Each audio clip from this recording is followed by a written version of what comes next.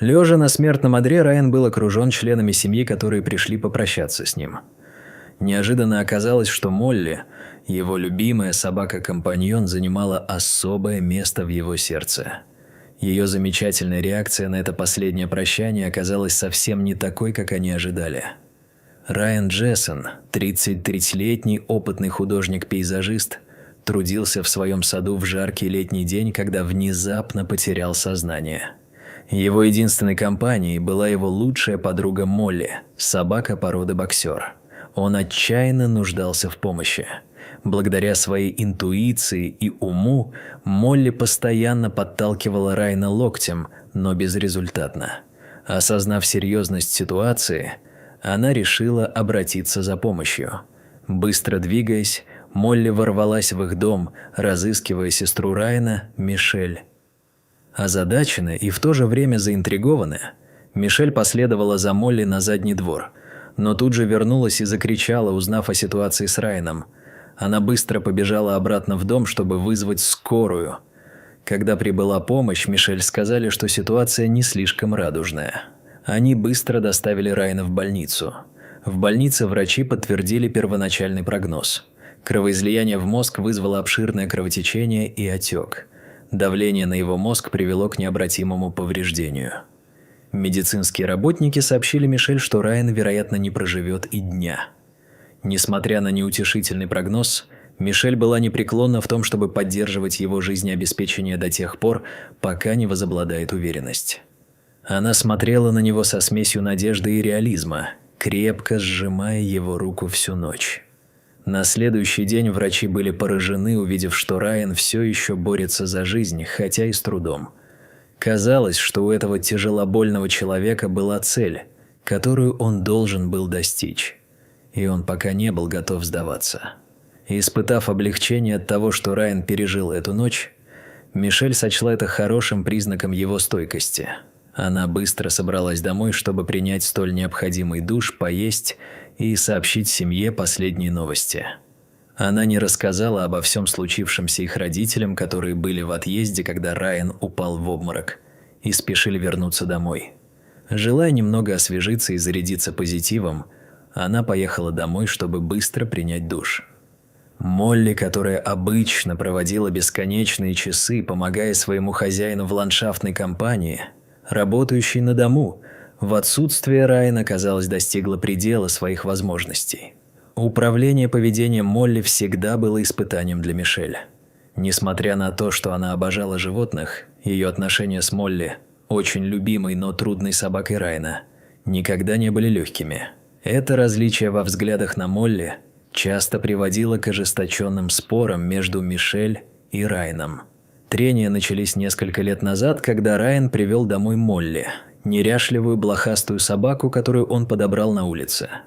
Мишель не могла понять решение Райана взять такую собаку, взрослую бездомную, которая, вероятно, была переносчиком болезней.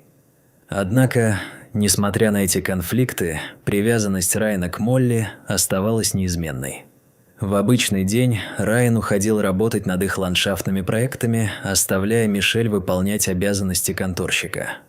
Казалось, Молли глубоко осознавала, что Райан дал ей второй шанс в жизни, и это сделало ее невероятно преданной ему. Однако Мишель совершенно не интересовалась общением с собакой. Каждый раз, когда она заходила к нам, она настаивала на том, чтобы не брать на себя никакой ответственности за Молли, и сохраняла дистанцию, особенно учитывая реакцию Молли на нее. Такая ситуация идеально подходила Райану, поскольку он был сильно заинтересован в своей связи с Молли. Как и Райан, Молли обожала природу и оказалась идеальной спутницей для его вылазок на рыбалку. Находясь дома, она постоянно находилась рядом с Райаном и даже засыпала, устроившись между его ног на кровати. Выбор времени казался безупречным, но все неожиданно пошло наперекосяк для Мишель, которая никогда не утруждала себя проведением времени с Молли. Молли была тщательно обучена Райаном, и у Мишель никогда не возникало серьезных проблем с ней. Однако, когда Райан был госпитализирован, а Молли демонстрировала странное поведение, давление на Мишель усилилось. Хаос, созданный Молли, превратился в исключительное препятствие для Мишель, усугубив ее и без того непростую ситуацию из-за тяжелого состояния ее брата. Мишель пришла в невообразимую ярость, лихорадочно обыскивая дом в поисках собаки-нарушительницы спокойствия. Но когда она встретилась с Молли на кухне, то обнаружила другое место. Молли заскулила и застонала от страха, заставив Мишель пересмотреть свою позицию. Мишель впервые задумалась о точке зрения Молли. Она подумала, что, возможно, Молли искренне беспокоилась о своем дорогом хозяине Райане. Это расставание было первым с тех пор, как Райан спас и реабилитировал Молли, когда они не были вместе. Было заметно беспокойство Молли, особенно при воспоминании о том, как она в последний раз видела Райана, когда он был без сознания. В отчаянии и растерянности Молли дала выход своим эмоциям, уничтожив все предметы в доме Райана. Заметив печаль в глазах Молли, гнев Мишель сменился сочувствием. Мишель почувствовала желание обнять Молли и ее эмоциональное потрясение, вместо того, чтобы держаться за свою прежнюю обиду. Глубоко вздохнув, Мишель опустилась на пол. Ее глаза наполнились слезами, когда она села рядом с ближайшим другом своего брата. В этот момент у Мишель прорвало плотину, и она выпустила на волю все сдерживаемые эмоции, которые она подавляла последние пару дней. Прижимая Молли к себе, Мишель была переполнена печалью, досадой и яростью. Это был очень эмоциональный момент. Во время их объятий Мишель заметила явное беспокойство во взгляде Молли. Мишель поняла, что Молли, возможно, ожидает худшего, не в силах справиться о реальном состоянии Райана. Для Молли все было неопределенно, и длительное отсутствие ее любимого хозяина ощущалось как полное дезертирство. Понимая это, Мишель поняла, что ее долг – сопровождать Молли в медицинский центр, чтобы навестить Райана. Это был единственный способ успокоить бедную собаку. Несмотря на то, что Мишель не полностью поддерживала их отношения, она не могла игнорировать их страдания. Молли переживала и хотела предложить ей немного утешения. В дополнение к этому, пребывание Молли в больнице могло стать столь необходимым развлечением, чтобы оградить Мишель от суровой реальности. Возможность сделать трудный выбор была неизбежна, и Мишель содрогнулась при одной только мысли об этом. Если Райан не придет в сознание в ближайшее время, им, возможно, придется столкнуться с необходимостью принятия трудного решения. Однако животных обычно не пускают в медицинское учреждение из-за проблем с санитарией. Не зная об этом правиле, Молли могла стать обузой для Мишель, если вовремя не увидит своего любимого человека. Мишель обратилась в административный отдел регионального медицинского центра Райдаут и заручилась поддержкой других членов семьи, включая ее мать и отца, чтобы обратиться с таким же заявлением. Мишель надеялась, что совместные усилия помогут медицинскому центру пересмотреть свою политику. Вскоре после падения Райана ситуация приняла катастрофический оборот. Врачи подтвердили смертельное заболевание, предупредив Мишель, что Райан вряд ли проживет этот день. Убитая горем от этой новости, Мишель с трудом сдерживала свои чувства.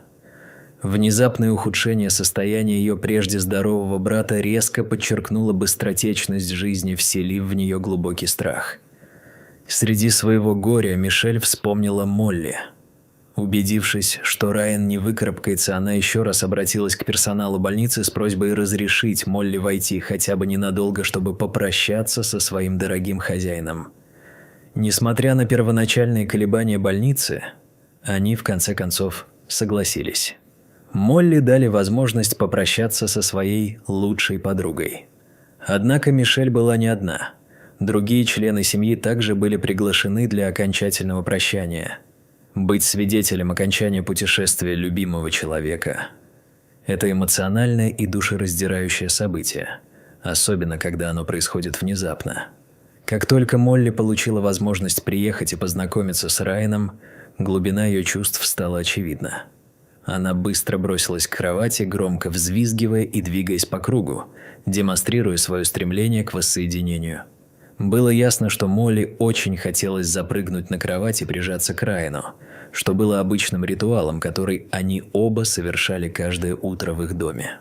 Получив одобрение и помощь от Мишель, Молли запрыгнула на кровати и из любопытства обнюхала Райана, издавая тихие, полные беспокойства всхлипы. В ее хныканье было трудно не заметить скрытое страдание. Когда Райан не отреагировал на ее слова, беспокойство Молли усилилось, и она стала с еще большим беспокойством обнюхивать его. Заверения матери и отца Райана вряд ли могли облегчить смятение Молли. Его отец нежно провел рукой по его голове, в то время как Молли с тревогой разглядывала неподвижного мужчину перед собой, едва узнаваемого из-за множества вставленных в него трубок. Однако, узнав уникальный запах Райана, Молли убедилась, что это действительно ее любимый друг. Пытаясь полностью осознать ситуацию, Молли спряталась между ног Райана, где она всегда чувствовала себя в безопасности с тех пор, как он спас ее. Это душераздирающее выражение отразило бурю эмоций, бушевавшую в ней Райан, и Мишель, осознав важность этого жеста, была глубоко тронута выбором Молли места жительства. Следуя его желаниям, 7 человек благодаря его самоотверженности получили бесценный подарок – жизнь. Среди этих получателей был 17-летний подросток из Калифорнии. Мишель поделилась этой трогательной новостью в своих социальных сетях. Неожиданно был снят душераздирающий клип, в котором Молли прощается с Райаном перед его последними мгновениями. Видео быстро распространилось в интернете, став трогательным символом крепкой связи между человеком и его верным четвероногим другом. Благодаря 8 миллионам просмотров и примерно 80 тысяч репостов, эмоциональный эффект, который это видео произвело на зрителей по всему миру, очевиден. Многие зрители из разных уголков планеты выразили свои соболезнования и любовь семье, оплакивающей их утрату. Мишель, переполненная откликами, выражает свою благодарность и принимает к сведению душераздирающие истории других людей, тем самым выражая признательность за сочувствие бесчисленного множества людей.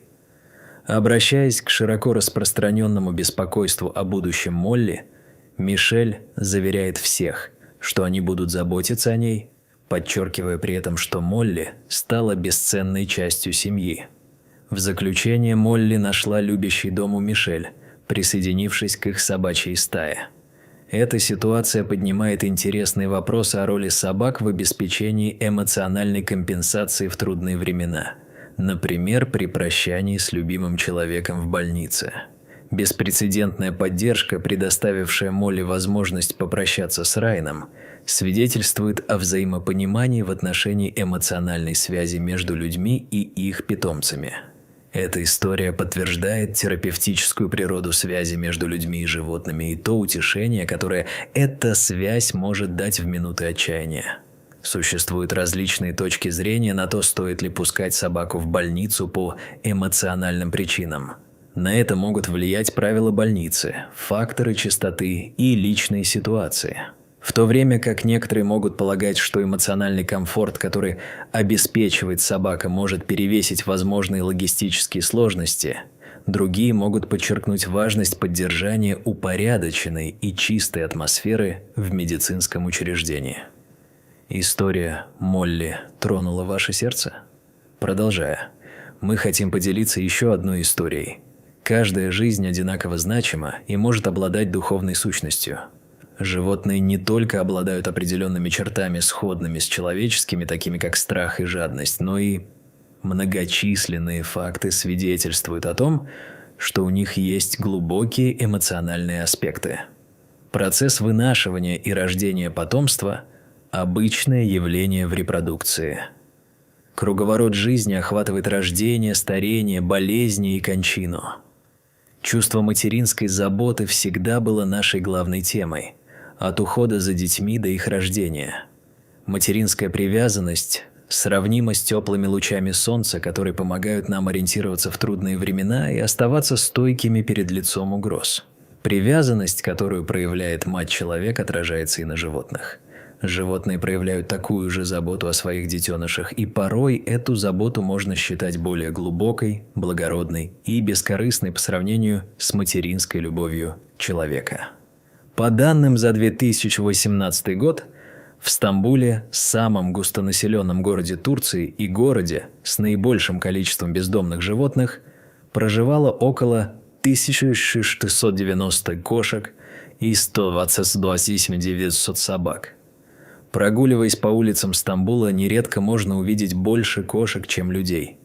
Это рай для кошек и тех, кто их обожает. Большинство кошек в Стамбуле бродячие, но при этом они живут комфортной и ничем не стесненной жизнью. Местное сообщество следит за тем, чтобы этих кошек хорошо кормили. Несмотря на то, что они не принадлежат к какому-либо конкретному домашнему хозяйству, сообщество их подкармливает, и они свободно бродят по всем уголкам города. В Стамбуле представители семейства кошачьих, отличающиеся круглыми мордами и большими ушами, являются хозяевами тех районов, куда люди приходят охотно. Их мех излучает жизненную силу. Иногда они лениво нежатся на солнышке, игриво общаются с людьми и ловко выпрашивают у них еду. Кажется, что в этом городском пейзаже правят кошки. Удивительная забота и почтение, которые жители Стамбула проявляют к этим городским кошкам, часто вызывают любопытство. Местные жители объясняют свое сострадание к этим созданиям верой в то, что кошки воплощают божественную привязанность и нежность. Идея заключается в том, что если у человека отсутствует привязанность к этим существам, то было бы маловероятно, чтобы они питали любовь к другим человеческим существам. Еще одно интересное поверье, распространенное по всему городу, заключается в том, что любой, кто причинит вред кошке, должен возвести мечеть в качестве покаяния, в надежде, что божественная сущность простит его. Поскольку большинство жителей Стамбула исповедуют ислам, они придерживаются этой веры и делают все, что в их силах, создавая небольшие склады кошачьего корма по всему городу, обустраивая приюты для кошек, обеспечивая их дополнительным питанием и водой, а также другими удобствами, благоприятными для кошек. Следовательно, последователи ислама искренне почитают и обожают кошек. Более того, существует более реальное объяснение такой привязанности к семейству кошачьих. Из-за обширного порта Стамбула многие местные рыбаки берут кошек в качестве эффективной меры борьбы с грызунами. Это сотрудничество человека и кошки привело к значительному увеличению популяции кошек и обновлению города Стамбул с точки зрения чистоты и общей эстетики. Постепенно стамбульские кошки стали более уверенно завоевывать свою территорию.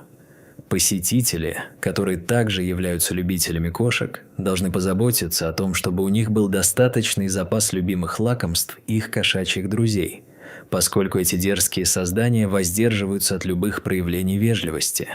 В этом уникальном сосуществовании людей и кошачьих, когда местные жители и гости сталкиваются с очаровательными кошачьими обитателями, они всегда готовы протянуть руку помощи. Специалисты знали, что регулярное кормление молочными смесями приведет к медленному выздоровлению из-за простого недоедания. После того, как кошка-мать по сути доверила свое потомство врачу, она продолжала внимательно наблюдать за своим малышом со стороны. Персонал больницы попытался угостить ее чем-нибудь, но она была слишком обеспокоена состоянием своего котенка, чтобы есть, и упорно дежурила до тех пор, пока котенок не появился снова.